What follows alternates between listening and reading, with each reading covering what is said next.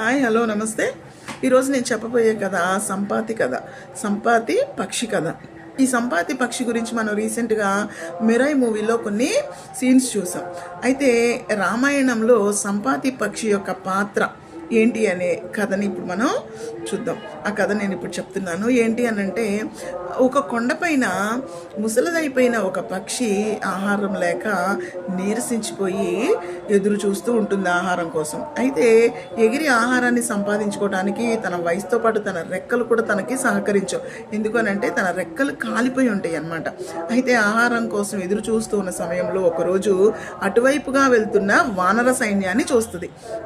ఈ వానర సైన్యాన్ని చూసి ఆనందంతో తన ఓపికను కూడగట్టుకొని ఒక్కొక్క అడుగు వారి వైపుకు వేస్తుంటే, ఆ వానర సైన్యం ఈ పక్షిని చూసి భయపడి వెనకడుగులు వేస్తూ, అమ్మ ఎవరు నీవు అన్నప్పుడు, నేను సంపాతి, చాలా కాలంగా ఇక్కడే ఉంటున్నాను, నేను చాలా రోజులుగా ఆహారం తీసుకోలేదు, ఈరోజు మీరే నాకు ఆహారం కాబోతున్నారు అన్నప్పుడు వారు భయంతో ఆ వానర సైన్యం వెనక్కి వెళ్తూ, అందులో ఉన్న జాంబవంతుడు ముందుకు వచ్చి, అమ్మ మేము శ్రీరామ కార్యార్థమై వెళ్తున్నాము, మమ్మల్ని దయతో వదిలిపెట్టినట్లయితే మేము మా పని చూసుకుంటాము, నీకు ఆహారాన్ని మేము సంపాదించి పెడతాము అని చెప్పి అభ్యర్థిస్తాడనమాట. అప్పుడు సంపాతి ఎప్పుడైతే రామకార్యము అనే మాట వింటుందో తన ఆగ్రహాన్ని తగ్గించుకొని ఏంటి ఆ పని అని అడుగుతుందనమాట. అప్పుడు ఈ జాంబవంతుడు చెప్తాడు, మేము మా రాజుగారైన సుగ్రీవుడు మాకిచ్చిన ఆజ్ఞ ప్రకారం ఇలా వచ్చాము, మాకు సీతాదేవిని వెతకమని 30 రోజులు గడువిచ్చారు, అందులో 29 రోజులు గడిచిపోయాయి, ఇంకా ఒకే ఒక్క రోజు ఉంది, ఈ ఒక్క రోజులో మేము సీతాదేవిని గనక తీసుకెళ్ళి అప్పచెప్పకపోతే మా ప్రాణాలు పోతాయి, కాబట్టి మా యందు దయ ఉంచి మమ్మల్ని విడిచిపెట్టమని అడుగుతాడు. అయితే ఇంతలో ఊరుకుండక హనుమంతుడు ముందుకొస్తాడు. ఆ వానర సైన్యంలో ఉన్న హనుమంతుడు ముందుకొచ్చి, జటాయువు తన తన ప్రాణాన్ని ఒడ్డి శ్రీరాముడి కోసం పోరాడాడు, ఆఖరి నిమిషం వరకు కూడా శ్రీరాముడి కోసమే పోరాడాడు, నీవు కూడా అదే జాతి దానివి, మరి నీకు కనికరం, దయ, జాలి అలాంటివి ఏమీ లేవా అన్నప్పుడు, అప్పుడు ఈ సంపాతి అడుగుతుందనమాట, జటాయువు నీకు తెలుసా, జటాయువు మీకు ఎలా తెలుసు అని అడిగినప్పుడు, జటాయువు శ్రీరాముడు వనవాసానికి వచ్చినప్పటి నుంచి వాళ్ళకి అండగా ఉంటూ ఆ రాక్షసుడు సీతాదేవిని తీసుకెళ్లేటప్పుడు కూడా తన ప్రాణాలు సైతం లెక్క చేయక అడ్డుపడి ప్రాణాలు పోయే వరకు కూడా పోరాడి తన ప్రాణాలు పోగొట్టుకుంది, అంత సహాయం చేసింది శ్రీరాముడికి జటాయువు అని చెప్పినప్పుడు, అయ్యో నా తమ్ముడు చనిపోయాడా అని బాధపడుతుంది.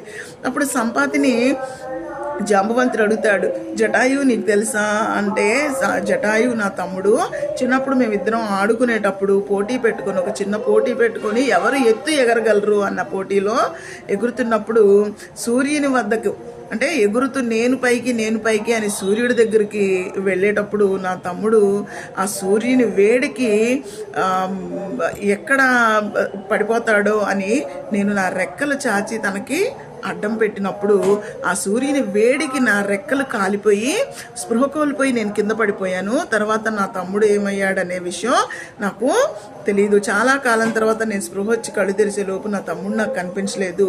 ఈరోజు వరకు నేను నా తమ్ముడిని కలవలేకపోయాను. అయ్యో నా తమ్ముడు చనిపోయాడా అని చాలా బాధపడిన సంపాతి పక్షి, నా తమ్ముడు మీకు సహాయం చేశాడు కాబట్టి నేను కూడా మీకు సహాయం చేస్తాను, నన్ను కూడా అందులో పాత్రుడిని కానివ్వమని చెప్పి, అయితే కొన్ని రోజుల క్రితం తన కొడుకు తనకు చెప్పిన ఒక విషయాన్ని ఈ సంపాతి పక్షి జాంబవంతుడికి చెప్తుంది. ఈ విషయం మీకు ఏదైనా ఉపయోగపడుతుందేమో వినండి అని చెప్పి చెప్తుంది. ఏంటి అని అంటే, ఈ సంపాతి పక్షి ఎగరలేదు కాబట్టి తన కొడుకు ప్రతిరోజు వెళ్ళి ఆహారాన్ని సంపాదించుకొచ్చి తన తండ్రికి ఇస్తాడనమాట. అయితే ఒకరోజు ఆహారం కోసం వెళ్ళిన తన కొడుకు ఎంతసేపటికి రాకపోయేసరికి కంగారు పడి సంపాతి పక్షి ఎదురు చూస్తున్నప్పుడు చాలాసేపటికి తన కొడుకు వచ్చి, తండ్రి నేను ఈరోజు మీకు ఆహారాన్ని తీసుకురాలేకపోయాను, నన్ను క్షమించండి అన్నప్పుడు, ఏం జరిగింది నాయన అంటే, నా ప్రాణాలను కాపాడుకోవడం సరిపోయింది ఈరోజు, కాబట్టి నేను మీకు ఇవాళ ఆహారం సంపాదించలేకపోయాను అని అంటాడు.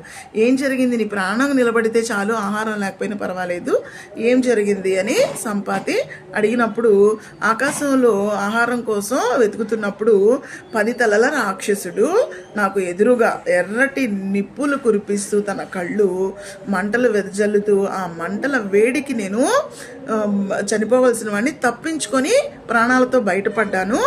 ఆ రాక్షసుడి వెనకాల ఒక స్త్రీ ఏడుస్తూ వెళ్తుంది, ఎవరినో అపహరించి తీసుకువెళ్తున్నాడు, ఆ రాక్షసుడి దాటికి నేను తట్టుకోలేకపోయాను, తప్పించుకొని వచ్చాను తండ్రి అని చెప్తాడనమాట. అది గుర్తొచ్చిన సంపాతి ఆ విషయాన్ని జాంబవంతుడికి చెప్తుంది. అయితే ఇలా జరిగింది, ఒకవేళ ఆ స్త్రీనే సీతాదేవేమో, సీతామాత అయ్యుండొచ్చు. అయితే ఆ రాక్షసుడు ఈ సముద్రము దాటితే ఉన్నటువంటి దీవి ఏదైతే ఉందో లంకా నగరము, ఆ లంకా నగరము బంగారంతో, బంగారు గృహాలు, బంగారు నగరాలతోటి ఉన్నటువంటి ఆ లంకా నగరము, అందులో సీతాదేవిని ఉంచి ఉంటాడు.